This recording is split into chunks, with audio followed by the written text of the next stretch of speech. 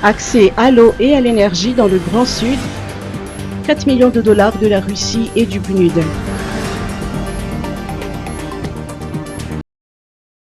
La Fédération de la Russie et le PNUD ont octroyé la somme de 4 millions de dollars à hauteur de 2 millions chacun au ministère de l'Économie et des Finances dans le cadre de la mise en œuvre du projet en faveur du développement des facteurs vitaux de production, eau et énergie dans le Grand Sud. Madagascar a en effet bénéficié de l'appui du Trust Fund Development, TFD, une collaboration entre la Fédération de la Russie et le PNUD. Le lancement officiel de ce projet s'est déroulé à l'hôtel Colbert International. Les 3 régions du Grand Sud les plus vulnérables sont les bénéficiaires de ce projet pour une période de 2 ans, 2020 et 2021. Le représentant résident du programme des Nations Unies pour le développement, Marie Dimon, nous apporte plus de précisions. Comme vous le savez, la région du Sud est malheureusement connue comme la zone qui est de loin la plus vulnérable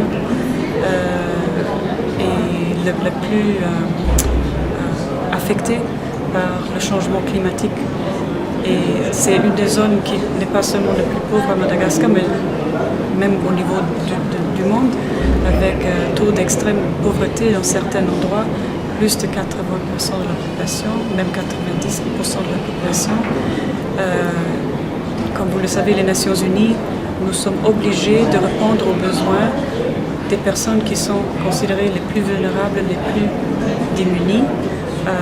Et dans notre politique, nous nous focalisons sur ceux pour assurer que personne n'est laissé de côté. Et je pense, si on pense aux personnes qui habitent dans des zones souvent très enclavées, c'est ça où nous devrions nous focaliser. C'est notre devoir, notre responsabilité pour faire le maximum pour les aider avec l'appui des autres partenaires. Le directeur général de l'économie et du plan, Ramianchou Tiarnsaina-Olivier, a expliqué qu'avec ce projet, le ministère de l'économie et des finances, avec l'appui du PNUD, œuvrera pour la mise en place de 4 mini-centrales solaires de capacité 100 kWh chacune et fournira 2000 kits photovoltaïques dans les localités les plus reculées. Le ministère construira également 10 infrastructures hydro-agricoles.